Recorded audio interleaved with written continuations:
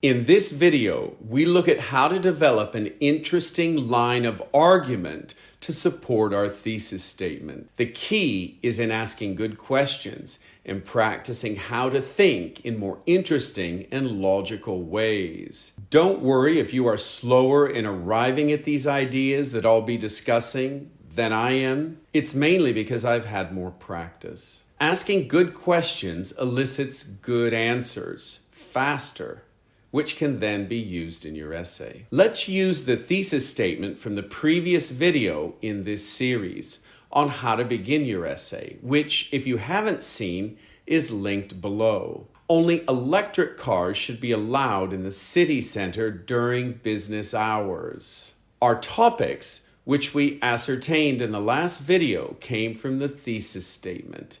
As a reminder, they were the following: electric cars, or electricity in cars, and the bigger topics, energy and transportation. Second, city center or geography, metropolitan areas. And thirdly, business hours, time or sociology. So let's ask some follow-up questions in order to develop interesting supporting ideas. Which area or areas of the thesis statement are likely to lead us to the strongest or most convincing essay? In this case, it seems compelling to highlight and compare the ecological footprint of electric cars with the traditional petrol-based ones. So one section of the essay could be about a comparison of electric and gas-powered cars on the environment. Next, we should probably highlight the large number of people at risk from air pollution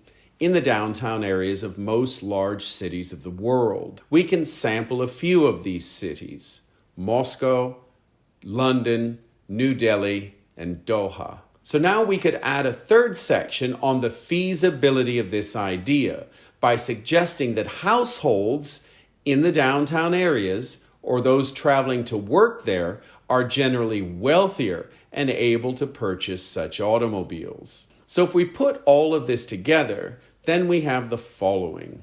Only electric cars should be allowed in the city center during business hours. The high levels of carbon pollution by gas-powered automobiles, the large numbers of people at risk in the downtown areas, combined with an ability to replace these ecologically harmful cars with eco-friendly ones, make this idea sound. So you can see that from these sentences in the introduction, the structure of the essay is clearly laid out. Section 1 will be about a pollution comparison between the two types of cars. Section 2 will discuss the number of people affected in these large cities throughout the world. And Section 3, we will discuss the affordable, eco-friendly options, namely the electric car. So now that we've determined that we have a potentially convincing essay, we should also ask two other critical questions. Are the topic and sub-arguments important and interesting? We can answer this with our common sense. I think anything that deals with pollution in the environment and the latest car technologies is interesting and important. From here, we can proceed to the body of the essay and begin to fill in the details which the introduction has suggested for us. Let's do one more example as practice. Here's our thesis statement. Students should not be graded in school.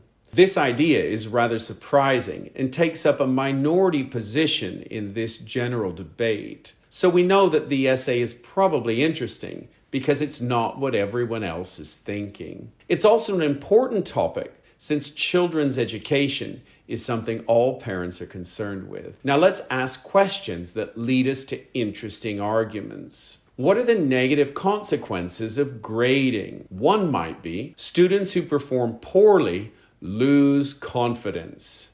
I think all of us have had that experience. Second, a student's poor performance might be the result of a poor or biased teacher and not a reflection of their abilities. We've all had teachers who didn't like us. Now let's think of a positive aspect of no grading. Free from the pressure of grades, Students can enjoy the freedom to discover and learn new things. In the body of our essay, we can cite the educational model in Finland, where they don't grade pupils, yet their international test scores are some of the best. So after a short time of brainstorming, we have come up with a few ideas that seem rather compelling. So the introductory paragraph outlining the general argument might look like this. This essay will argue that students should not be graded in elementary school. A poor performance can discourage young people and retard their intellectual development. And the poor grades they receive might not be accurate if the teacher is biased or otherwise unqualified. What is more, free from the worry of grades, students can focus on the enjoyment of learning and discovering new things. So from this introduction, the reader has a very clear idea of what the various sections of the essay are going to discuss. Section 1, grading can discourage less able students. Section number 2, teacher error can misjudge otherwise able students. Section 3, free from the concerns of being marked, students are free to explore subjects of interest. In conclusion, what have we learned from this video? We've learned it is important to provide your reader with the key arguments that will be presented in the essay in the introduction. We've also learned which questions are important to ask in determining how to argue your essay. For example, which supporting points are most important for a convincing argument?